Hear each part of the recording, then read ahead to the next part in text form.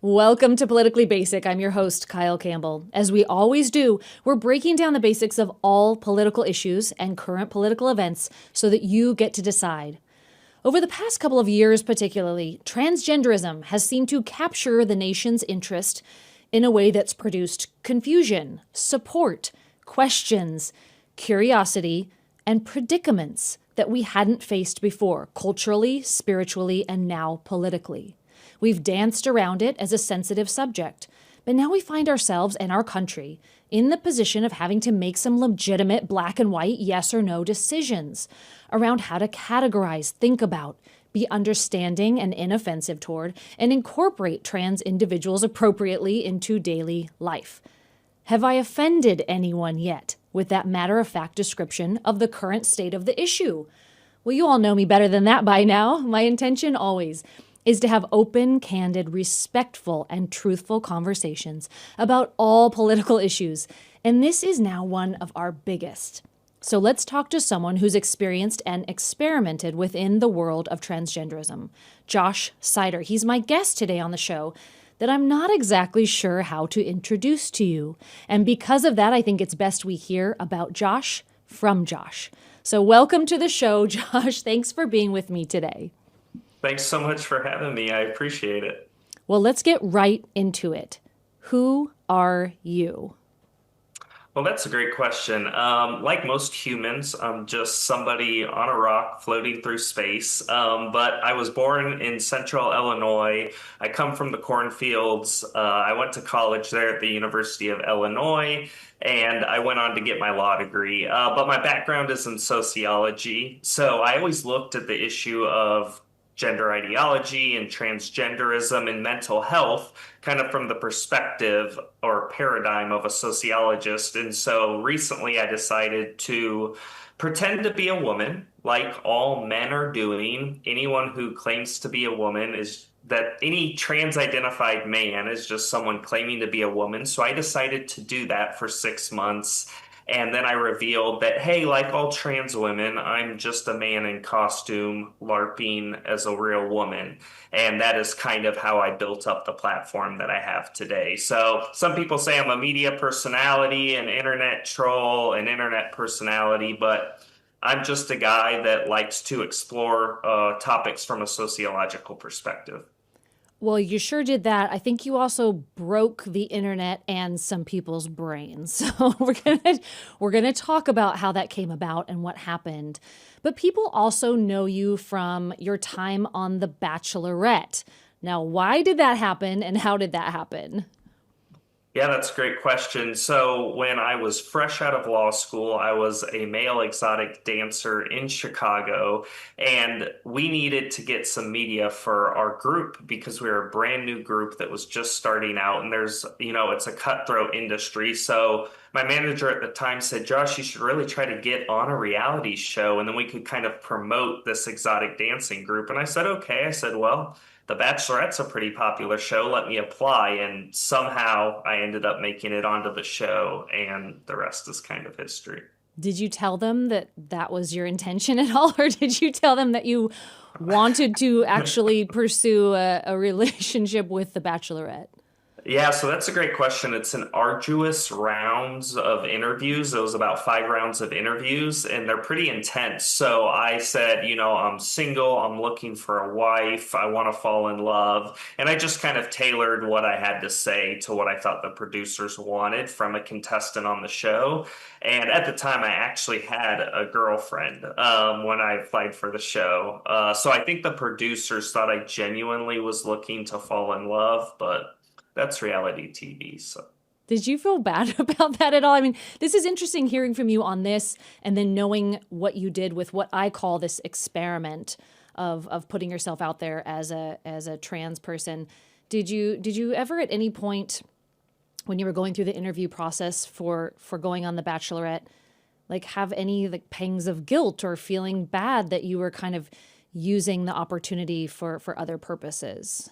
I would say the whole process was kind of awkward for me. A lot of people don't know this, some do. I was homeschooled my entire life, and so I am just naturally shy. My mom taught me and my two brothers at home for political reasons until we were all in college. And so I kind of had an insular upbringing. And because of that, social interactions can be a little awkward for me. But due to being in financial straits in law school, I felt I had to get a weekend job and begin dancing. And to make that dancing successful, I felt I had to somehow try to get on a popular TV show. And that's what led me to try to do The Bachelorette. So I felt like a shy guy that was being forced into doing a series of stunts and things Mm. on stage in order to make money and make ends meet. And so I would say the whole thing was awkward and uncomfortable for me. And if it were my choice and I didn't need to put food on the table to feed myself, I probably wouldn't have done the dancing and I wouldn't have Yeah. done The Bachelorette. Hmm. What would you say your sexual identity is today? So I'm a straight guy, but I think that, like with gender ideology, there is so much hoopla surrounding identities because the left is obsessed and almost fetishizes our identities, our skin color, our orientation, gender identity. And so I like to play into that and create chaos and confusion about it because I think it's all so stupid and so irrelevant. And if the left is going to play this game of identity politics, rest assured I'm going to play it even harder. But I am genuinely just a straight guy. Okay. Okay, just a straight guy. Just Straight Josh, that's your name now. Thanks for answering that question and thanks for being so open. This is just, it's so fascinating. And what you did is really out there. I mean, it really is, and it generated a lot of questions. And I would really like to ask you those questions. You say that you are shy, you experience shyness, but you did something that really put yourself out there. I mean, in such in a way of being exposed and welcoming a lot of comment, input, criticism. How did you come up with the idea and plan to do this? And did you ever hit that point of just feeling overwhelmed or that your shyness was holding you back from putting yourself out there pretending to be a trans person? Yeah, it's a great question. So there's always been these two competing interests and kind of my desire to be reserved and my innate nature to just kind of keep to myself, but then also the need to make money, the need to provide, the understanding that if we don't grow, we're slowly going to die out because this is a dog eat dog world. And so I'm constantly trying to reconcile my shy nature with the fact that I need to get out there. I need to brand myself. I need to make content and I want it to be successful if I'm going to do it. So again, like with The Bachelorette, like with being a male exotic dancer, the trans troll and my social media presence is something that doesn't come naturally to me, but it does allow me to express my creative and my artistic side because I get to do skits, I get to act. And whether you're dancing or on The Bachelorette or doing a social media troll, it's all acting. You're creating, you're a content creator in different iterations. And so I have found kind of a way to overcome my shyness and being reserved and being able to have fun with what I'm doing online. And with the TransTroll, I genuinely wanted to prove a point. I have nieces and nephews, and I have 6.5-year-old twin nieces and nephew, and then an 8-year-old. And I was seeing stuff on Disney Plus, YouTube Kids, and all these other streaming platforms that was directed at kids their age and younger, which we have all seen now on libs of TikTok and Gays Against Groomers and everywhere else. It's ubiquitous now. And I was seeing those things 18 months ago. And that, to answer your question, is when I said, enough is enough. Nobody cares if grown men want to cross dress. They've been doing it for centuries, but they're not going to force us to participate in their game. They're not going to force us to call them women, and they're not going to direct it to little kids, and they're not going to start trying to groom little kids. That's when I said, I'm going to take this on, but the only way I can mock it is from the inside out. Because if I mock it as an outsider, they'll tell me I'm transphobic. They'll tell me I'm a bigot. So I'm going to be a Trojan horse. I'm going to become one of them And then through reductio ad absurdum in Poe's law and anything else, I'm going to show how utterly absurd and stupid it is. Hmm. And I think I accomplished that by showing, hey, we're all just dudes in makeup cosplaying as women. Well, that's what you did. You put on dresses, very bright lipstick. We got the point with the lipstick, I think. And you started to make these videos. And for any of my audience who has not seen these videos, we'll show a couple clips, but walk us through what you put out there to the rest of the world and how you chose to express yourself in that way. Yeah, so I said, you know what? I'm going to do what trans people do every single day. I'm going to have facial hair. I'm not even going to attempt to look like a woman. I mean, even if you get cosmetic surgery, obviously, scientifically, getting cosmetic surgery doesn't make you the thing you're trying to become. So just because you take your eye out, it doesn't make you a pirate. So I said, I'm just going to be like 99% of them. And, in fact, 87 to 93% of trans women still have all of their male anatomy. So that's who's walking around as women these days. And so I just said, I'm going to throw on a dress. I'm going to put on some makeup. I'll keep my facial hair in half of the videos. And that's what I did. Mm-hmm. Yeah. Let's talk about the reactions that you got. Was there support when you first started to pretend to be a trans woman and you were putting these videos out there? Were people supportive, or were they critical, or were they skeptical? And did you get a mix of all of those? Yeah, great question. And tying it into your other question, in every video, I made sure to say trans women are women. There is no difference between us and cis women. And I'd say, look, I like girly things. I like feminine things. That makes me a woman because that's what gender ideology says. And the science actually says that you don't have to transition. You don't have to have gender dysphoria. You don't have to get surgery. You don't have to do anything other than articulate that your gender identity is different than your biological sex. And by the science, definitionally, that makes you a trans woman and that makes you valid. So in every video, I made sure I went by the rules and I played within the rules and the science and expressed that and said, I don't have to do anything other than articulate that I'm a woman, that my gender identity is female, and that makes me a valid trans woman. And so because of that, when I did it, the public actually stopped and it gave them pause. And I think they said, wait, actually, this doesn't make sense. Josh doesn't become a woman simply because he says his gender identity is female. He's very obviously a man. Look how buff he is. Look at his tattoos. Look at his facial hair. And then I would reply, I'm following the science to a T, no pun intended. I am a female, and if you don't like it, take it up with the science. So every single comment that was negative, I would say, I'm following the science to a T. And I did get a lot of support. I got people saying, you go, girl. Yes, you're a woman. You're valid. You can use the women's restroom, Josh. And I think it just shows how ubiquitous this delusion and mental illness is that is gender ideology. Sure. And when you do look at the science, it's very clear. We went through a pandemic in which everyone screamed at us to rely on the science, follow the science, and rest in that as gospel, right? And now we come up to an issue like transitioning, and science could not be more clear on there being 6,000 genetic marker differences between males and females. You cannot, there's nothing that you can do physically to a man to turn him into a woman at the end of the day, and vice versa. It is immutable, right?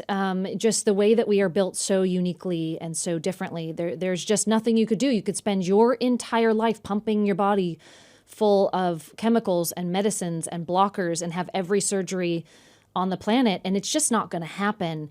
And so it's fascinating to talk through this with you, and I'm really interested in the responses that you got, because it seems to be that this certain group of people in our country, in our culture particularly, will yell at you to trust in the science with regard to one issue, but completely ignore it the next day in another issue, and it just completely removes any credibility that they've ever had in that being part of any argument. I mean, which science are we going to follow here? And so it's interesting. So you made these videos, you put them out there, you got some support. Were there people along the way who ever questioned you in the sense that they were saying, this isn't real? I can tell that you're faking it. I can tell it's a hoax. Did anybody see through what you were doing at any point?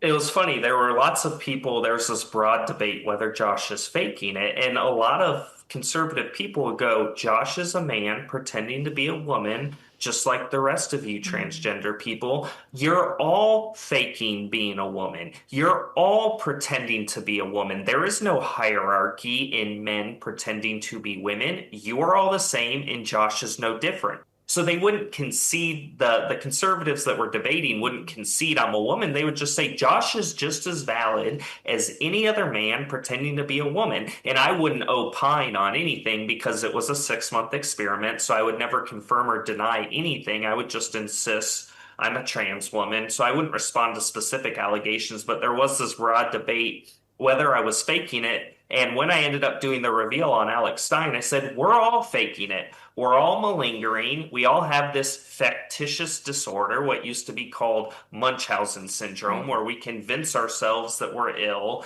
or we have autogynephilia. You're all just men with autogynephilia that are malingering and pretending to be women. And as you said, no matter how many chemicals you pump in your body, no matter how much cosmetic surgery you get, you're still just a mentally ill man with autogynephilia that's getting plastic surgery. At no point do you magically become imbued with some transformative power, transcendent power from above that turns you into a woman. You're still just a dude, modifying your body. It doesn't make you a woman. And so, to the fact that the left tries to say, oh, Josh is a fake pretender, but the rest of transgender people are real pretenders. It forces them into an untenable position. And I think I force them to admit that we're all the same and we're just dudes playing dress up. Do you believe that gender dysphoria is a real condition? Yes, so there's a large TikTok trend that's been going on for 6 or 7 years where people fake or malinger or, this factitious disorder where you convince yourself that you have something for gain. And whether it's Tourette's, DID, dissociative identity disorder, autism, or transgenderism, there are millions of people pretending they're self-diagnosing and pretending they have an ailment that they don't have, and they're doing it for attention. So my argument would be, yes, there are people who genuinely have true what is called gender dysphoria, where they truly feel and have felt since a young age that they are caught in the wrong body. I have talked to people like that. I would say that is probably less than 1% of people on Earth who claim to be trans. Then you have 99.9% of people who are faking it for attention, just like they fake having autism, DID, or Tourette's on TikTok. I think it is one big trend. And just a few weeks ago, we saw a study come out that showed that it is absolutely dropped off a cliff, the number of people that are identifying as having being transgender. It has absolutely fallen off a cliff, and it shows that it was just a social trend. It was in vogue at the time. And so I do believe there's a small cadre of people that genuinely suffer with gender dysphoria, and I hope, like people with anorexia and bulimia and schizophrenia, they get treatment that helps them restructure their faulty thinking. But everyone else, in my opinion, is faking it for attention because it's cool to do. I appreciate how well versed you are on this issue. And you know what's fascinating? You talk about this as a trend, and we talk frequently here on the show about what's happening in the UK being an indicator of what's going to come here to America. Sometimes it slipped, but we usually see it go down over there first. And they've gone through this. They've gone through having a rise and a spike in transgenderism, and it really almost died down to nothing. And now you're right, we have seen the data here is trending down significantly. So it's really fascinating to see that the same thing happening here. So you go on Alex Stein and you say, just kidding. I did this to prove a point, and I did this to expose this for the absurdity that it is. What was the reaction then?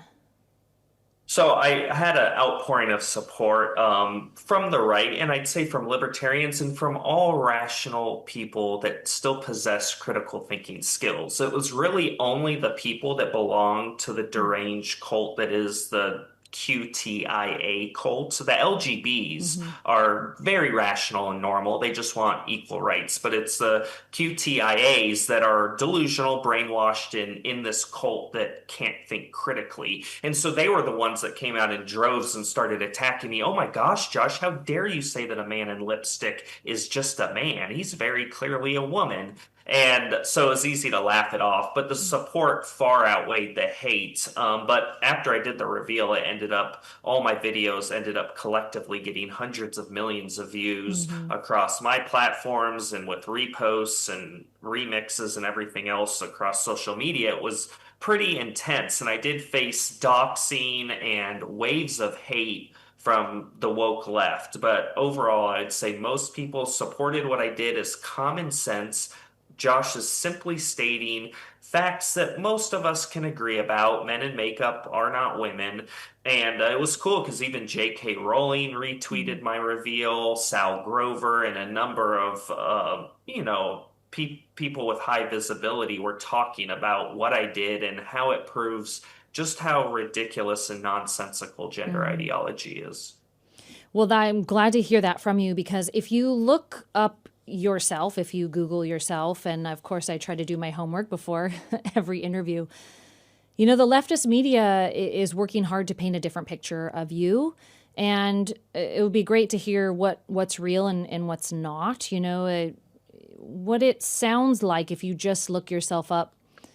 Is you're just some go-go dancer who faked his own death in 2023, and you're just only about your OnlyFans career, and you were engaged to a fellow male exotic dancer named David. There's a lot of rumor out there. Can we talk about what in all of that I just said is true? Is any of that true, or have you just had a critical picture of you painted online by those who disagree with your stance on this and disagree with what you did?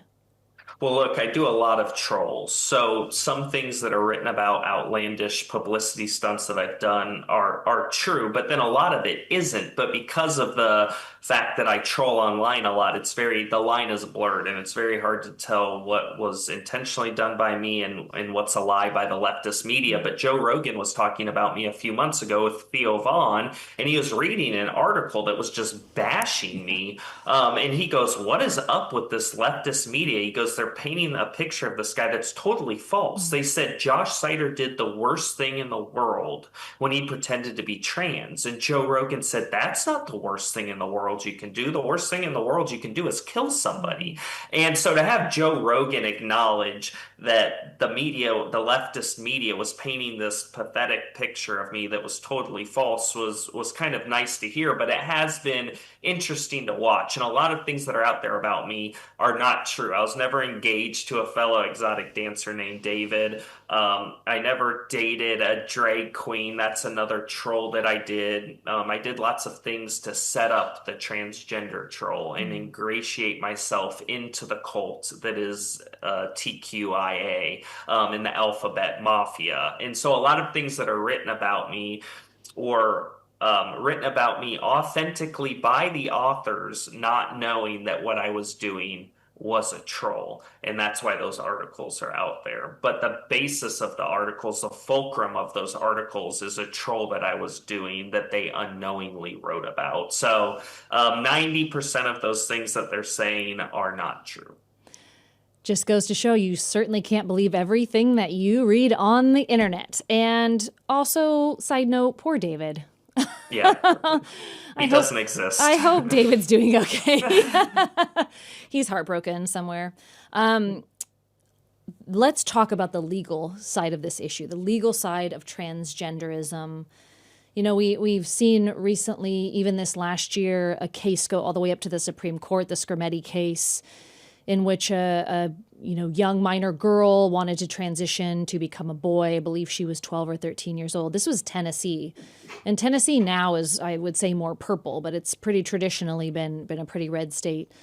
It went all the way up to the top, and the Supreme Court did what we thought they were going to do, and they ruled 6-3 that it is unconstitutional and inappropriate and not healthy to be able to prescribe puberty blockers to a minor. What do you think about that result, and that we are now having to get legal precedent set by the highest court in the land over things like, can we help and assist minors to transition from one gender to another? Well, I think it shows how pernicious Munchausen syndrome by proxy is, which most recently has been renamed to factitious disorder opposed on another. So it shows how insidious that is, right? That there are putatively thousands of parents that are willing to project their mental illness and their desires onto little kids who we know at no point in history of the world at 5 years old or 6 years old are ever saying, Mommy, I'm born in the wrong body. I think I'm a girl. No kid is saying the things that these mentally ill, deranged parents are saying they're saying. And it's simply Munchausen syndrome by proxy. So I am grateful that the Supreme Court is safeguarding children from their mentally ill parents and saying that the parents cannot get another deranged doctor in on the conspiracy to pump these kids with puberty blockers or hormones. It's sad. It's an indictment on how sad the socio-political landscape is, that we're having to get the Supreme Court to say, hey, you can't mutilate little 6-year-olds. And I think it just speaks to how ubiquitous mental illness is in this country. And every time I see a parent say, oh, my kid's trans, they told me at 3 years old and I knew because they put on a dress. First of all, that's a lie. Second of all, why is the left constantly engaging in conversion therapy of gay boys? There are a lot of young gay children who like to put on a dress, and in the 70s, 80s, and 90s, and early 2000s, they would just be a gay boy that liked to put on a dress. Now they're suddenly a girl because if they put on a dress and painted their nails or put on lipstick at some point in time, that must mean that they have gender dysphoria and that they're a trans girl. So the left has been practicing a disgusting, repugnant form of conversion therapy, which they used to decry in the 90s, and they're trying to convert young gay boys into women. And I think it's despicable. I think it's odious. And I think people like Gays Against Groomers and Libs of TikTok are doing a great job in exposing how homophobic and anti-gay the gender ideology movement is. I want to touch on that because you've brought it up a couple of times. And what we have seen in recent months is the lesbian and gay community coming out very publicly and loudly and saying, hey, we don't want to be associated with the transgender community. Why are you lumping all of us together? This is very different. We don't agree with what they're doing. What we are is different from what they think they are. Do you think that we as a nation understand what issue lesbians and gays are taking with being lumped in with the rest of the alphabet here, and that we can sort of, as the mindset of our culture, separate those groups? Yeah. Do you think that's possible? I think it is, and I think we're making headway, right? Because just up until 2 or 3 years ago, we just assumed LGBTQIA plus was all together. It was a monolith, and we tended to paint them with a large brush. And I think now it's been parsed down, and people are understanding the nuances of that community and understanding that LGBs just wanted equal rights. They understood that they were born a certain way. They can't change who they are as gay and lesbian people, and they just want to have basic human rights. They don't want to be lumped in with an ideology and a mental illness that says, actually, you're not born the way you are. You can actually change the way you were born, right? That is antithesis and anathema to everything that lesbians and gays have stood for, which is we are born this way. We can't change the way we're born, and so we deserve equal rights. Well, the transgender movement is saying actually you can totally change the way you're born. If you're born a man, you can actually become a woman. And we have a mental illness and we don't want to treat it. We just want it to be indulged. And we want to force everyone in the world to participate in our LARPing, in our cosplaying, in our mental illness. And I think understandably and thankfully, the LGBT community has said, no thanks. We don't want to be associated with you guys. What we're about is equal rights. What you're about is a mental illness and playing identity politics.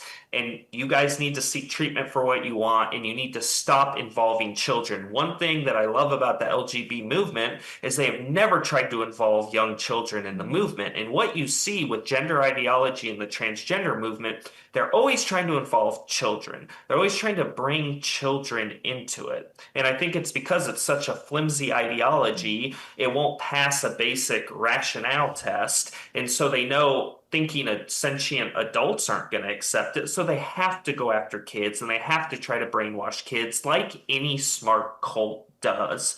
And so I'm very grateful that people are waking up and separating LGBs from the TQIAs. And I think it's important that people distinguish between your orientation in the way you are, which you cannot change, and then a mental illness that says you can be anything you want to, and also little 4-year-olds can do this as well. Like the two just have nothing in common, and I'm glad that they're divorcing themselves. Yeah, they also must see what's going on with these acts of violence, and in particular the assassination of Charlie Kirk, number one, and these school shootings. And when you look back across the last few years of when transgenderism and transitioning has become more popular, more prevalent in our culture, almost every single, if not every single school shooting or prominent shooting has to do with either a person who is in the process of transitioning or there is some connection there. Give us your thoughts on that. Yeah, I mean, this hits home for me because you have a very susceptible, vulnerable person.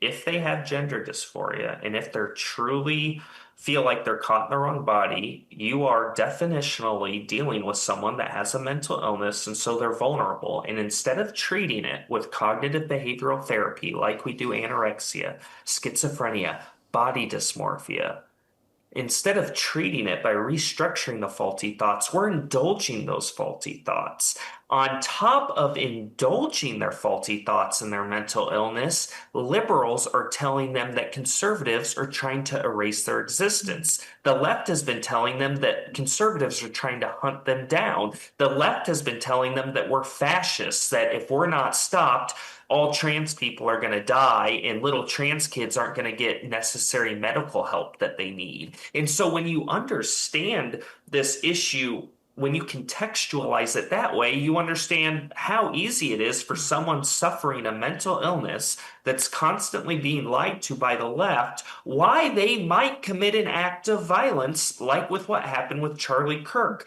where you have a very sick individual telling their lover that, hey, basically Charlie Kirk is erasing us trans people and it's not going to stop unless Charlie Kirk is stopped. Now you can kind of understand why that person did what they did. So I think it's a tragedy. I think it's horrible. And I think it's going to keep happening and it's inevitable unless we start treating these mentally ill people the way they need to be treated with cognitive behavioral therapy and restructuring their faulty thinking. And liberals need to stop lying to them and telling them that people are trying to erase their existence or that we're not allowing them to get medical care that they need. That needs to stop. And until it does, it's just going to keep happening. Mm-hmm.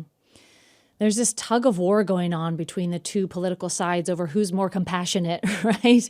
And the liberals love to believe that they are the party that is most compassionate, but what they're doing is the exact opposite. I often talk about the statistic that informs us that, people who have completed the transitioning process are 19 times more likely to commit suicide. And that just breaks my heart. And I think I'm feeling and sensing your compassion toward these people, especially toward the children who are susceptible and vulnerable to this. And it's not who we are as a nation, as a culture, as a people, certainly as a believing people. And so I'm glad to see the numbers going in the right direction, but I'd love to see us get over it in general. Josh, what do you want people to know most about you and about what you did in this experiment?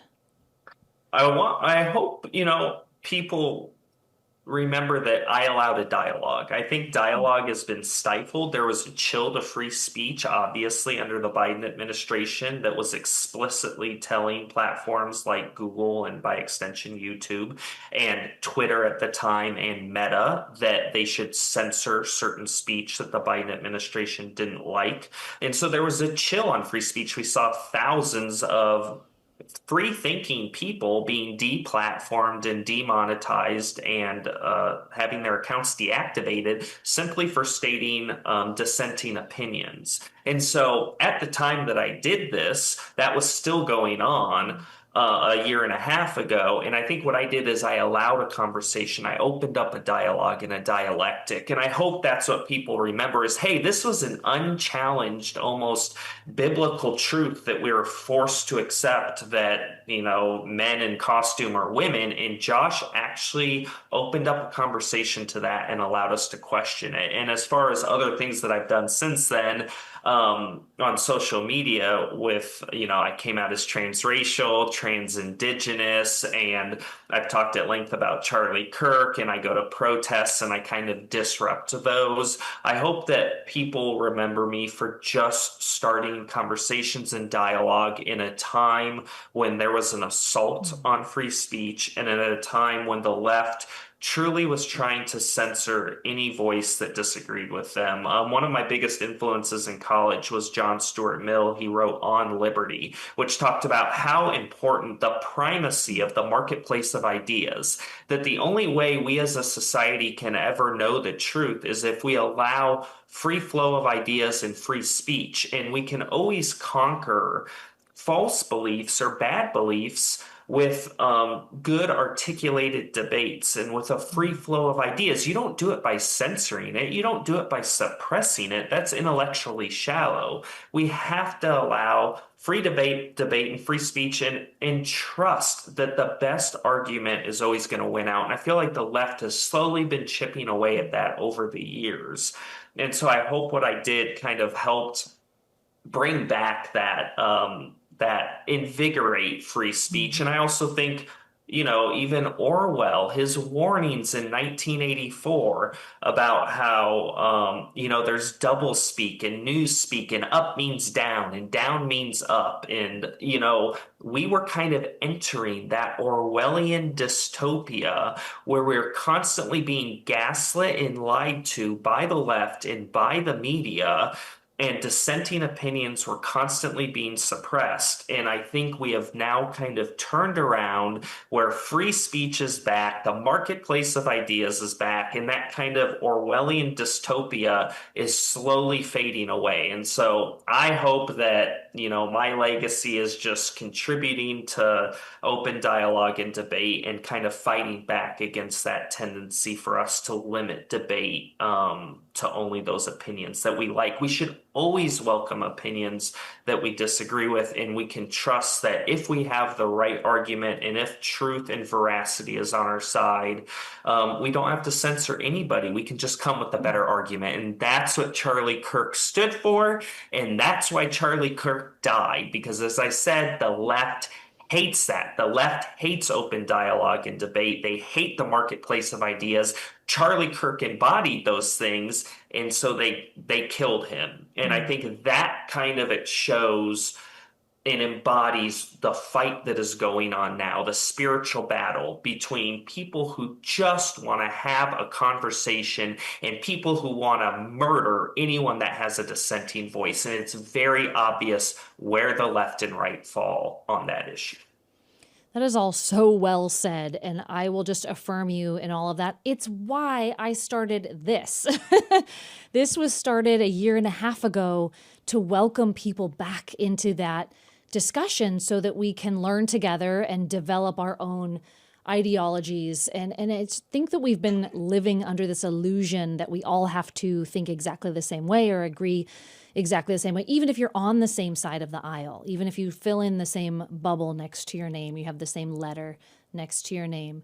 So I really, really love what you're saying. I appreciate you breaking that all down. And on that thread, Josh, I mean, this conversation in itself is a great example of that. I didn't know what you were going to pop on here looking like, sounding like.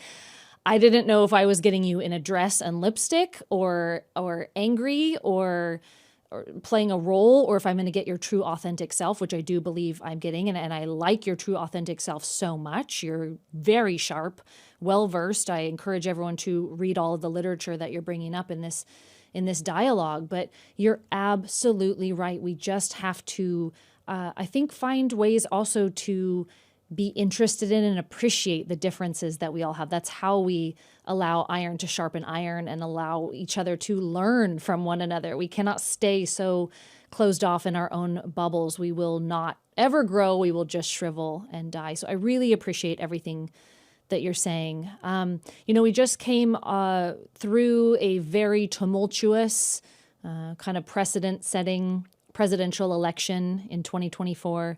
And we're rounding the corner to midterms. Do you think that the trans issue is sort of the new reproductive rights? Do you think that we're going to see this as a mantle and the battle cry of the left, or are we still on the downslope and it's going to fade away? What do you think is going to happen in midterms in 26 and the presidential election in 2028? Yeah, that's great. All the post-election polls from the most recent election show that 80% of Americans disagreed stridently with Kamala Harris's position on the trans issue, right? So that means 80% of Americans believe basically what me and you believe about gender ideology, and they don't agree with the radical left.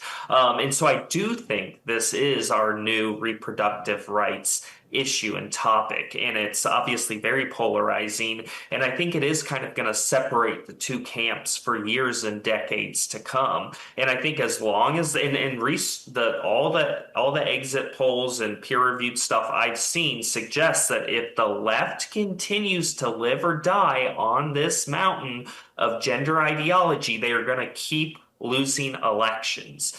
And it appears from all the rhetoric we're seeing that they are not moving away from the whole men in lipstick are actually women. And you see Tim Walz, and they're all very, very vocal that they still stand by this. So they are going to keep losing elections if they want to live and die on this issue. And that is totally fine with me. Most Americans don't agree with them. They agree with us. So we're just going to keep winning elections because nobody wants their 7-year-old daughter to share a bathroom with a boy, or their 15-year-old daughter to share a bathroom with a high school boy. And so I think Democrats would do themselves a favor if they just dropped this issue, but I don't think they're going to. And I think I've said before that the next 2 to 3 elections are going to be Republicans winning the presidential election and probably the midterms. And especially after we saw the violence, not just from the hundreds of riots from Antifa and BLM that have destroyed hundreds of cities and caused billions of dollars of damage and personal injury to police. But you see the violence exacted on somebody like Charlie Kirk, who wasn't even radical. He's not Nick Fuentes. He's not some violent radical. He's just he's giving kids a microphone on college campuses and saying, let's talk. I don't know a fascist that ever gave someone a microphone and said, let me hear your opinion. Let's talk. So after the gender ideology thing and then the Charlie Kirk thing, I don't see Democrats winning any elections in any large races anytime soon. Yeah, I'm with you on that one.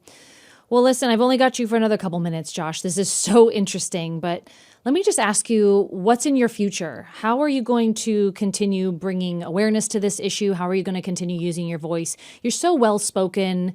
You're well-read. You are well-researched in this. I'd love to see you continue speaking up and speaking out. What's next for you? So my main platform is Instagram. I don't have a large presence on X. I Mhm. don't post on there much, but I am constantly putting out content on my Instagram, and it's actually seems to be doing better than it even was during the TransTroll. I'm averaging 55 million views every 90 days for the last year and a half.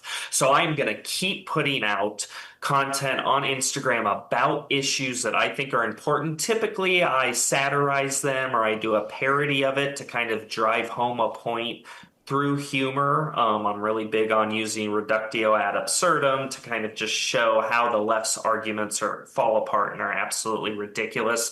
But I just want to keep using humor to make people laugh and kind of get people to view issues from a different angle, because we're just so overwhelmed and I think just oversaturated with content. I think it's very important to kind of put a twist on things to really get people's brains to think. So I'm going to keep doing that. I'm never going to stop. My father, bless him, he passed in Mhm. 2021. He is the one that kind of imbued me with a sense of right and wrong and understanding why it's so important to prevent what the left is doing in the world they want from happening.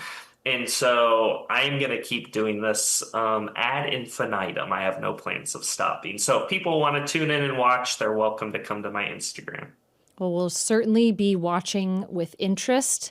And I'm just going to throw it out there. I do when I believe somebody would be a great candidate. I'd love to see you in a political leadership position one day. I think that Thank you. your background and your boldness, your law degree, your knowledge, and now this kind of history of what you've been through just cue you up very well for serving in the future. So I'm going to throw it out there.